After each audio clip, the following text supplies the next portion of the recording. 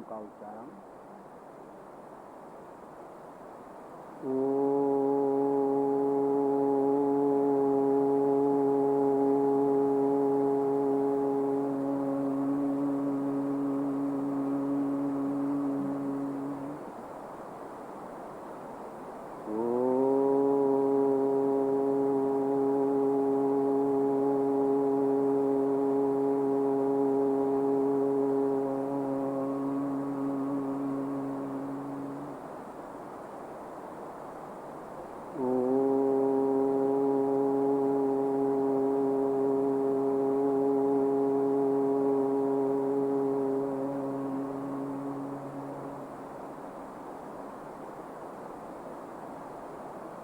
आदरणीय आचार्यगण, उपस्थित सारी बद्ध पुरुषों, पूज्य मातृशक्ति, प्रिय ब्रह्मचारी, ओम शब्द के ऊपर अपनी चर्चा चल रही थी। मांडूक्य उपनिषद में जीवात्मा और परमात्मा, वहाँ इन दो की चर्चा हुई है। दो की चर्चा में वहाँ पर क्या कहा गया है, उसका संबंध ओम के साथ जोड़ा है कि जैसे जीवात्मा की इस शरीर में तीन अवस्थाएं उसको प्राप्त होती हैं। एक तो जागृत अवस्था, हम सब आप बैठे हैं, ये जागृत अवस्था है। एक स्वप्न अवस्था है, यानी सुसुप्ति और जागृत के बीच की जो अवस्था है उसको स्वप्न अवस्था कहा है, जिसमें ना तो आदमी ठीक से सोता है ना आदमी ठीक से जगता है। उस समय मन और इंद्रियों का व्यापार भी चल रहा होता है। इसलिए कई बार स्वप्न अवस्था में कुछ ऐसे स्वप्न देख लेते हैं कि जिसमें हमारे शरीर में भी उस समय हलचल शुरू हो जाती है। तो उनका यद्यपि इंद्रियों के साथ विषयों का बाह्य व्यापार तो समाप्त हो जाता है। जैसे जागृत अवस्था में हम एक दूसरे को देखते हैं, पढ़ते हैं, विचारते हैं, सोचते हैं, लेकिन स्वप्न अवस्था में वो क्या होता है कि जागृत अवस्था के संस्कारों का ही खेल वहाँ पर चलता रहता है और जीवात्मा एक नई सृष्टि की रचना कर लेता है। तो जागृत अवस्था हो गई, और तीसरी है स्वप्न अवस्था हो गई, तीसरी है सुसुप्ति अवस्था। 2 घंटे, 4 घंटे, 6 घंटे, 8 घंटे के लिए छोटे बच्चों को तो बहुत अधिक नींद आती है, वो तो 10-10, 12-12 घंटे सोते रहते हैं। लेकिन जैसे जैसे हमारी आयु बढ़ती है, जैसे जैसे हम आयु की सीढ़ियाँ चढ़ते चले जाते हैं, वैसे वैसे नींद की मात्रा कम होती चली जाती है। जैसे कोई 60 साल का है, 70 साल का है, एक 20 साल का नौजवान है, तो 20 साल के नौजवान को जितनी निद्रा आएगी उतनी 60-70 साल के व्यक्ति को नहीं आ सकती है, क्योंकि उसकी एक अलग अवस्था है, एक उसकी अलग अवस्था है। अगर किसी 20 साल 25 साल वाले नौजवान को नींद नहीं आ रही, इसका मतलब वो बीमार है, उसको कोई समस्या है। तो स्वस्थ अवस्था क्या है कि जैसे जैसे आयु बढ़ती है वैसे वैसे नींद की मात्रा कम होती जाती है, और जितनी आयु छोटी होती है उतनी ही उसको नींद अधिक आएगी। जैसे छोटे बच्चे हैं, उनको आप देखेंगे हर समय वो सोते ही रहेंगे, रात दिन सोते रहेंगे। फिर जैसे जैसे बच्चा बड़ा होता जाता है तो नींद की मात्रा उसकी थोड़ी थोड़ी फिर घटती चली जाती है। तो सुसुप्ति अवस्था एक ऐसी अवस्था है कि जिसमें उम्र के हिसाब से, आयु के हिसाब से कोई 4 घंटे सोता है, कोई 6 घंटे सोता है, कोई 8 घंटे सोता है, लेकिन उस समय एक ऐसी अवस्था होती है जिसे हम मृत्यु की एक तात्कालिक अवस्था कह सकते हैं। किसी ने एक व्याख्या की है बहुत संक्षेप में कि जन्म और मृत्यु क्या है। तो किसी की आँख खुल गई, किसी को नींद आ गई, किसी की आँख खुल गई, किसी को नींद आ गई। मृत्यु से कई बार बहुत व्यक्ति डरता है, भयभीत होता रहता है, सदा बना रहना चाहता है इस संसार में। लेकिन अगर वो ये विचार कर ले कि मृत्यु भी एक सुखद अवस्था है, मृत्यु ऐसे ही है कि जैसे हमें 4 घंटे में, 5 घंटे में कुछ पता नहीं लगता कि हम कहाँ चले गए। उसके बाद अगर आँख खुल गई तो ठीक है, अगले दिन का फिर सूर्योदय देखेंगे, और आंख नहीं खुली तो फिर अगला जन्म देखेंगे। उसमें चिंता किस बात की है? इसलिए कई लोग डर के मारे सोते नहीं है, कहीं ऐसा ना हो सोते सोते मैं मर जाऊं। तो नींद एक छोटी मृत्यु है, और एक महामृत्यु वो है कि जिसमें आदमी फिर उठता ही नहीं है, फिर वो अगले जन्म में किसी माता के यहाँ पृथक होकर के ही फिर वो आँख खोलता है। तो किसी को नींद आ गई है, मृत्यु है, किसी की आँख खुल गई है, जन्म हो गया है। तो सुषुप्ति अवस्था में 4-6 घंटे में कुछ पता नहीं लगता। अब इसको हम परमात्मा के साथ जोड़ते हैं। जैसे आ है, आ का मतलब है सृष्टि का प्रारंभ, सृष्टि का प्रारंभ है। ये परमात्मा की जागृत अवस्था है। उसमें वो सृष्टि को एक नया रूप दे रहा होता है, हर चीज नई नई। हालांकि अब भी बना रहा है वो, ऐसा नहीं कि सृष्टि अब नहीं बना रहा है, अब भी उसका कार्य चल रहा है, लेकिन उस समय प्रारंभ से चलता है। अभी क्या बीच से चल रहा है, बीच से चल रहा है, वो मध्य में से चल रहा है। तो ह्रास और विकास, ह्रास और विकास ये सृष्टि में चलता ही रहता है, ये रुकता नहीं है। तो परमात्मा के सृष्टि के आरंभ की एक जागृत अवस्था मानी भाव मांडूक्योपनिषद में, स्वप्न वो जागृत अवस्था। जैसे जागृत अवस्था में हम सब काम कर रहे होते हैं, इसी परमात्मा की सृष्टि का ये विकास, हर तरह की चीज का निर्माण नए सिरे से कर रहा होता है। अब दूसरा आता है उ आ, यानी आ का मतलब सृष्टि की जागृत अवस्था, यानी परमात्मा का एक जागृत अवस्था का वहाँ पर एक व्याख्यान किया गया है। दूसरा है ऊ का मतलब है कि बीच में स्थिर हो जाना। तो अभी हम स्थिर हैं, ये सृष्टि लगभग आधी आयु तो इसकी हो गई है, और आधी आयु ये और चलेगी। तो जब ये सृष्टि की स्थिर अवस्था होती है तो ये है परमात्मा की स्वप्न अवस्था। स्वप्न अवस्था क्या है कि जैसे हम स्वप्न देखते हैं तो न जागते हैं न सोते हैं, बीच की अवस्था में होते हैं। ऐसी ये एक उसकी स्वप्न अवस्था है, ईश्वर की स्वप्न अवस्था है कि जिसमें वो अपना काम कर रहा है, जागृत अवस्था से भिन्न है। तीसरा है माँ, मकार आता है। तो मकार में हलंत रहता है ना, मकार में हलंत रहता है। तो ओम, तो माँ क्या है? जैसे जीवात्मा के शरीर की सुसुप्ति अवस्था है, ऐसे ही परमात्मा की ये एक सुसुप्ति अवस्था है, यानी सृष्टि की प्रलय अवस्था। सृष्टि की प्रलय अवस्था है। प्रलय अवस्था में क्या होता है? जीवात्मा मूर्छित हुआ होता है, उसको शरीर होता नहीं है, उसको सुख दुख का आभास होता नहीं है, पड़ा रहता है 4 अरब 32 करोड़ वर्ष तक। उसके बाद फिर जन्म और मृत्यु की प्रक्रिया प्रारंभ हो जाती है। तो ये माँ जो अक्षर है आ उ माँ, तो माँ में जो जैसे परमात्मा की सुसुप्ति अवस्था है, ऐसे ही सृष्टि की प्रलय अवस्था है। वो उस समय एक नया एक प्रकार से निर्माण कर रहा होता है। जैसे हम सुसुप्ति अवस्था में चले जाते हैं, अच्छा नींद जरूरी है या नहीं? जरूरी है ना। तो जैसे दिन भर हम अनेक प्रकार के कार्यों में संलग्न रहते हैं, कोई व्यापार कर रहा है, कोई चिकित्सा कर रहा है, कोई किसी जगह नौकरी कर रहा है, कोई कंपनी में है, कोई बोल रहा है, कोई भाषण दे रहा है, कोई पढ़ा रहा है। तो इन सभी अवस्थाओं में, इन सभी द्वारों से, ये द्वार हैं, ये आँख, कान, नाक, इनको द्वार भी कहा है उपनिषद में। और ये एक प्रकार से ये 7 ऋषि भी हैं, इनको ऋषि भी कहा गया है। इंद्रियों को ऋषि भी कहा गया है कि ये ऋषि हैं। तो ये 7 द्वारों से, इन 7 ऋषियों से हमारी शक्तियाँ जो प्रवाहित होती रहती हैं, वो शक्तियों का ह्रास होता रहे। तो जब हम सुसुप्ति अवस्था में जाते हैं तो ये वापस जो है हमारी शक्तियाँ जो है फिर से नई हो उठती, हमारे शरीर का नवीनीकरण हो जाता है, एक नवीनीकरण हो जाता, फिर से हम स्वस्थ होकर के और फिर उठते हैं। इसलिए जो कई बार जागने वाले और सोने वाले, जागने वाले जगते हैं तब भी चिंताओं से ग्रस्त होते हैं और पता नहीं उनको नींद आती कि नहीं आती। सो करके उठते हैं तो हताश, उदास, निराश होकर उठते हैं, कई बार तो चिड़चिड़ेपन से उठते हैं।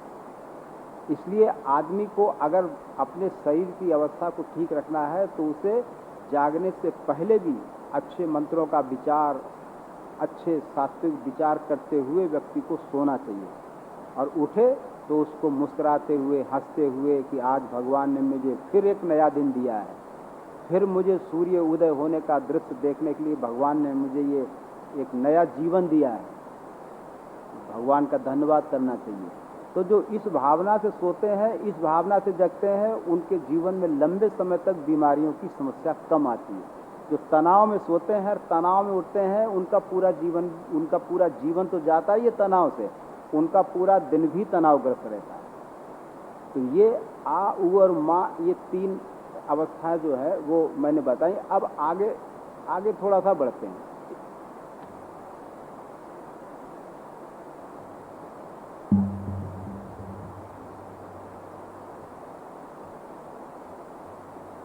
अब ये यहाँ पे कह रहे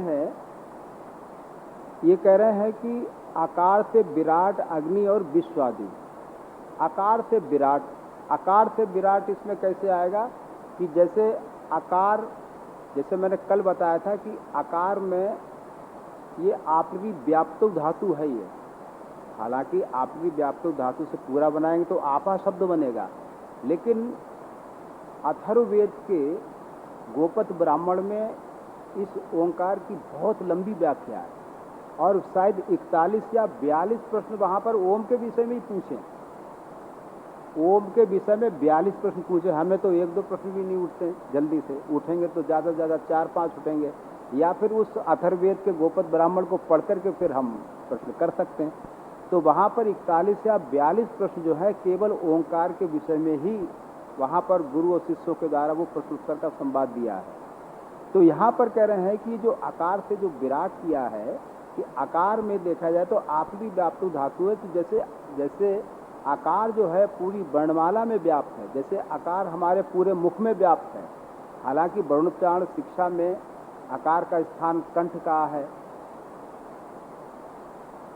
और इकार का स्थान तालु का है, मकार का स्थान ओष्ठ का है। ऐसे अलग अलग वहाँ पर मुख के अंदर जो भिन्न भिन्न प्रकार के स्थान है, मूर्धा है, तालु है, लेकिन जिह्वा जो है वो सब जगह वर्णों का उच्चारण करने में वो सहायक बनती है।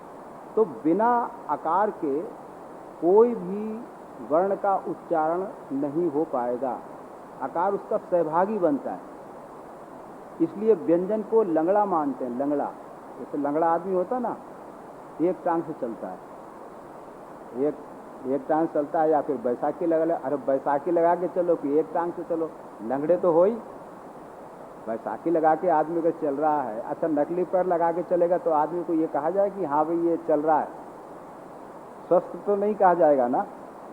ठीक है, उसके आजकल प्लास्टिक के पैर लगा दिए जाते हैं, प्लास्टिक के लगा दिए जाते हैं तो उन पर वो चलता रहता है, लेकिन उसे भगवान के 2 पैर तो उसके पास नहीं है ना, वो उसने अज्ञानता से या किसी कारण से वो 2 पैर खो बैठा।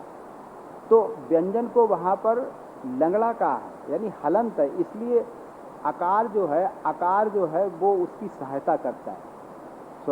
स्वराजंते इति स्वरा से कुछ आता है ना, स्वयं राजंते इति स्वरा, कहते स्वर किसको कहते हैं? कहते जो स्वयं शोभा को प्राप्त होते हैं, जो स्वयं दूसरे की सहायता करते हैं। किसकी सहायता करते हैं? व्यंजन की सहायता करते हैं। तो इसलिए जो आकार है वो पूरे वर्णमाला में व्याप्त है। और जैसे आकार से आप भी व्याप्त, तो अब यहाँ पर आप शब्द का हम प्रयोग करें तो आप शब्द जो है ईश्वर के लिए भी आता है, और आपा का अर्थ जल भी होता है। सन्नो देवी रविष्टये आपो भवन्तु पीतये संयो रवि स्रवंतु ना। अब यहाँ आपा शब्द आया। आपा जो है वो नित्य स्त्रीलिंग है, शायद ये बहुवचनांत है। तो ये आपा शब्द जो है, यद्यपि आपा का अर्थ पानी भी होता है, लेकिन आपा का अर्थ परमात्मा भी होता है। तो स्वामी दयानंद जी ने जब सन्नो देवी रविष्टय मंत्र का जब विनियोग किया, जल के साथ उस मंत्र का जब प्रयोग किया है, तो वहाँ पर फिर उन्होंने परमात्मा परक अर्थ कर दिया। लेकिन इसका हम जल परक अर्थ भी कर सकते।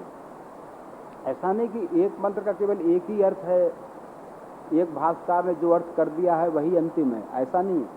जो अच्छा व्याकरण ब्राह्मण आदि ग्रंथों का पढ़ा हुआ है वो इसके दूसरे अर्थ भी कर सकता है। एक ब्रह्मचारी जी थे गुजरात के, विश्वजीत नाम था उनका। अभी वो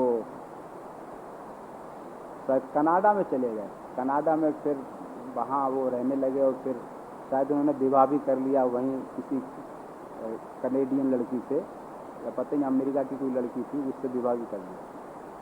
तो यहाँ गुरुकुल विश्वविद्यालय में भी रहे थे और वो कई वेद भाषाकारों के पास पहुँचे उस समय जो जीवित थे, जैसे डॉक्टर रामनाथ वेदालंकार थे। तो उन्होंने भी उनकी प्रशंसा की कि आपने प्रयास तो बहुत अच्छा किया। वो एक एक मंत्र के 8-8 अर्थ निकाल रहे थे।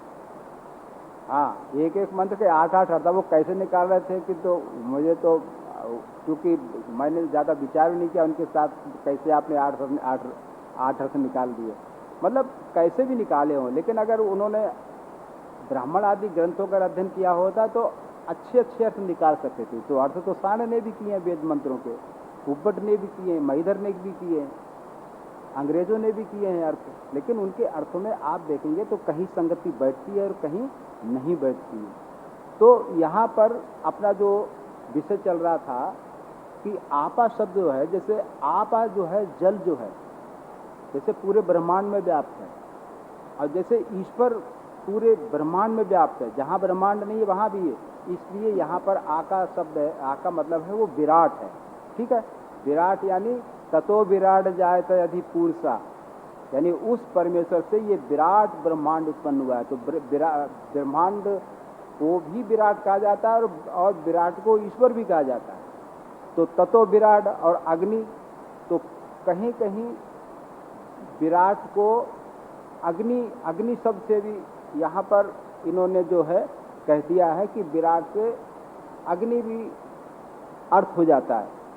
और अग्नि और विश्वादि, तो विराट और अग्नि ये एक ही अर्थ के वाचक है। और विश्वादि के लिए कहा है कि जैसे एक शब्द होता है वैश्वानर, वैश्वानर शब्द है, विश्वानाम नराणाम नेता सा वैश्वानरा, जो सारे विश्व को बस में किए हुए है, निश्चितो वसी, सारे विश्व को जो बस में किए हुए है, इसलिए इसका नाम वैश्वानर है। लेकिन वैश्वानर अग्नि को भी कहा है, वैश्वानर विराट को भी कहा है।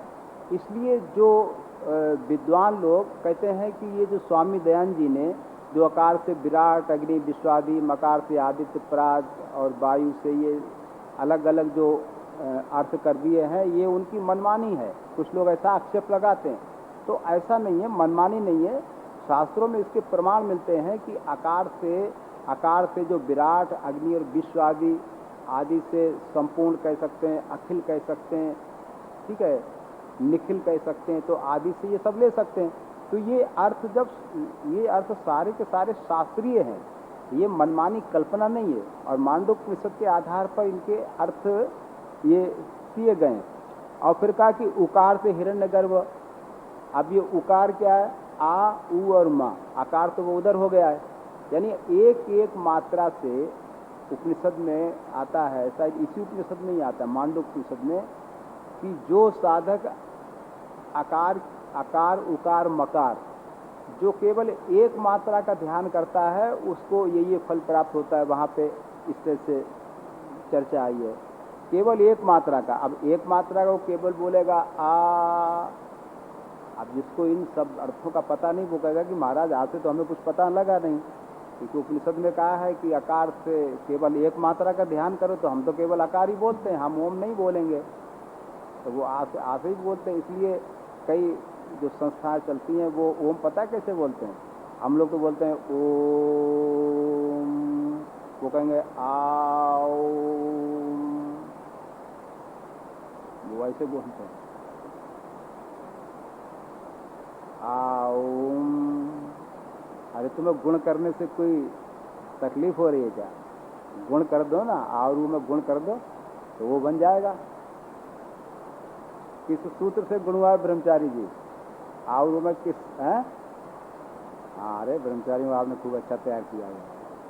तो आ और ऊ का गुण करने से फिर वो ओम बन जाता है। तो इसलिए आज से जो है ये जो अर्थ किए गए हैं ये शास्त्र है, शास्त्र के अनुकूल है। और फिर उकार से तो वैश्वानर और विश्व, मैं कह रहा था वैश्वानर और विश्व, वैश्वानर और विश्व जो है वो एक ही अर्थ के वाचक है। और आगे कह रहे हैं उकार से हिरण्यगर्भा, और आगे कहा है वायु और तेजस आदि है। तो हिरण्यगर्भ को तेजस भी कहा है। मैं आपको बताता हूँ, कहते हैं कि तेजसो हिरण्यगर्भा, ये किसी शास्त्र का वाक्य है कि वहां पर हिरण्यगर्भ को ही दूसरे शब्दों में तेजस कह दिया गया। तेजस क्या है? ओज, तेज। हिरण्यगर्भ क्या है? हिरण्यगर्भ का क्या अर्थ होगा? हिरण का गर्भ, क्यों जी, ये अर्थ होगा। हिरण यानी लोक लोकांतर, जो प्रकाश वाले हैं, जो प्रकाश वाले नहीं हैं, वो जिसके गर्भ में है, इसलिए उस परमात्मा का नाम हिरण्यगर्भ। हिरण्यगर्भ संवर्तताग्रे मंत्र आता है ना, हिरण्यगर्भ संवर्तताग्रे। तो हिरण्यगर्भ का मतलब है कि वहां पर तेजस, क्योंकि सोना जो है वो यानी तेज से युक्त है, स्वर्ण जो है वो तेज से युक्त है। तो इसलिए हिरण्यगर्भ कहें और तेजस आदि कहें तो कोई अंतर नहीं आता, वो दोनों पर्यायवाची यानी एक अर्थ कोई देने वाले हैं। और आज क्या है कि हिरण्यगर्भ वायु, वायु जो है, अब वायु को जैसे तैत्तिरीय ब्राह्मण में आया है, तेजसो वही वायु, तेजसो वही वायु, यानी जो तेज है वही वायु है। जैसे उपनिषद में आता ना, यम कम तदेव खम, यद खम तदेव कम। अब यूँ तो समझ नहीं आएगी, ये पहली जैसा है, यदेव कम तदेव कम, यदेव खम तदेव खम। तो जो कम है वही खम है, जो खम है वही कम है। तो ये खम और कम क्या है? यानी ओम खम ब्रह्म, ठीक है, उस व्यापक की परमेश्वर की उपासना करो। और कम क्या है? वही परमेश्वर का ही नाम है। तो कम और खम में जैसे अंतर नहीं है, तो ऐसे ही यहाँ पर वायु और तेजस में अंतर नहीं है। वायु का तेज क्या है? वायु का तेज क्या है? जब सुनामी आती है, अब आएगी नहीं आएगी पता नहीं, पहले एक बार आ गई थी, तो सुनामी में कितने लोगों का मतलब जीवन चला गया था, बहुत सारे लोग उसमें मरे थे।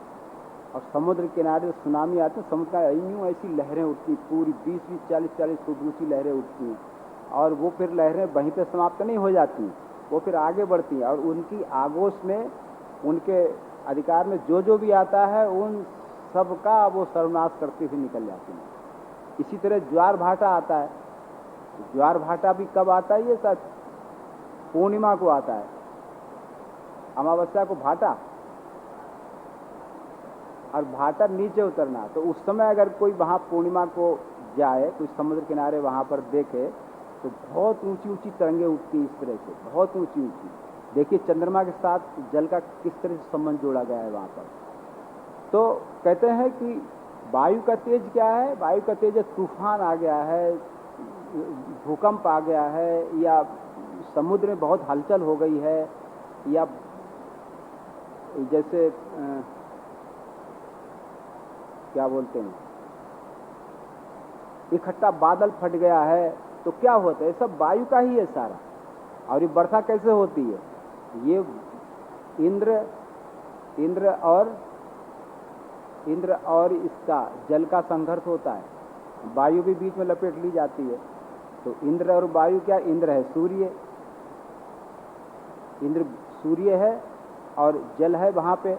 अब इन दोनों में युद्ध होता है, सूर्य और जल में युद्ध होता है। तो जब प्रचंड ताप होता है तो क्या ये बिजली कड़कती है, और वायु फिर उसकी सहायता करती। वायु क्या करती कि ऊपर से तो मोटी मोटी धाराएं गिरती होंगी, मतलब जैसे बादल फटे तो जैसे हम यहाँ पर जब वर्षा देखते हैं तो बूंदें आती, छोटी छोटी बूंदें आती।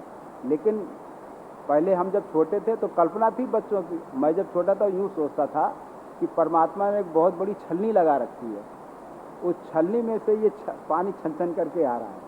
कभी सोचा ही नहीं परमात्मा के पास भी छलनी होगी, कल्पना होती बच्चों की, मैं ऐसा सोचा करता था। तो क्या है कि ऊपर से जब पूरा बादल बरसता है तो वायु उसको जो है इधर उधर छितरा देती है, और फिर वो वायु में उड़ करके फिर नीचे बूंदें गिरती रहती हैं। तो इसलिए वायु और तेजस एक ही बात है, वायु का तेज है। और आगे है वायु और उकार से हिरण्यगर्भ, वायु और तेजस आदि। तेजस और वायु एक ही बात है। अब रह गया है माँ, थोड़ा सा और कर देता हूँ, फिर उसके बाद समाप्त करता हूँ। तो कहते हैं कि मकार पे ईश्वर, मांग माने धातु है इसमें, मांग माने धातु, पूरा शब्द तो इससे अलग बनेगा, मानम आदि शब्द बन जाएगा, प्रमाण आदि। लेकिन यहाँ पर मकार में जो ये धातु है, जो मांग धातु, मांग का मतलब होता है कि नापने वाला, अनुशासन करने वाला। तो यहाँ पर जब माँ आया है तो मकार से यहाँ पर ये जो ईश्वर है, तो मकार से मापने वाला, शासन करने वाला, ये अर्थ भी है। और शासन कौन करता है? जो ईश्वर है, जो सबसे बड़ा है, यानी पूरे विश्व पर शासन करने वाला। अगर कोई चक्रवर्ती राजा है तो हम उसको ईश्वर कह सकते हैं। भारत में अगर कोई प्रधानमंत्री है, उसका पूरा कानून सही सही ढंग से पालन हो रहा है, तो वो ईश्वर है। तो ईश्वर शब्द का अर्थ केवल यही नहीं है कि जिसने ब्रह्मांड की रचना की है उसी ईश्वर का ग्रहण करना चाहिए। हम आप भी ईश्वर हो सकते हैं, लेकिन भ्रांति ना हो जाए। अगर अच्छा अगर ईश्वर से केवल ईश्वर ही ग्रहण किया जाता तो ईश्वर के रूप क्यों चला जाते थे? ईश्वरा ईश्वरो ईश्वरा, ब्रह्मन के रूप कैसे चलते हैं? ब्रह्म ब्रह्माणु ब्रह्माणा, ब्रह्म ब्रह्मणि ब्रह्माणि नपुंसकलिंग का रूप है। तो इनको रूपों को चलाने की क्या जरूरत थी? इसका मतलब ब्रह्म भी आदमी का नाम हो सकता है और ईश्वर भी मनुष्य का नाम हो सकता है। कुछ गुणों का आधार दे करके नाम रख दिया। ओमपाल राम नाम रख देते, ओमपाल। अब ओम तो ईश्वर का नाम है, ओम को पालने वाला है जो वो ईश्वर है, लेकिन हम व्यक्तियों के भी नाम रख देते। तो इसी तरह से यहाँ पर मकार से जो कहा है कि वो ईश्वर है और आदित्य है। आदित्य से यहाँ पर यानी प्रकाश वाला है। तो आदित्य और प्राज्य, प्राज्य क्या है? अब प्राज्य का संबंध माँ के साथ जोड़िए।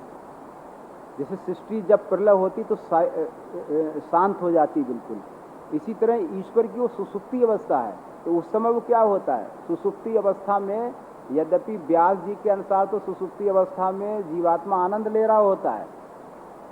सुखे नहम स्वापसम दुखे नहम स्वापसम, ऐसा आता है ना। सुखे नहम स्वापसम, आदमी बहुत सुख से सोया। दुखे नहम स्वापसम, आज तो मैं बड़ा दुख से, अगर सोने के बाद अंग टूट रहे हैं, थकान है, चित्त प्रसन्न नहीं, इसका मतलब है कि नींद ठीक से नहीं आई।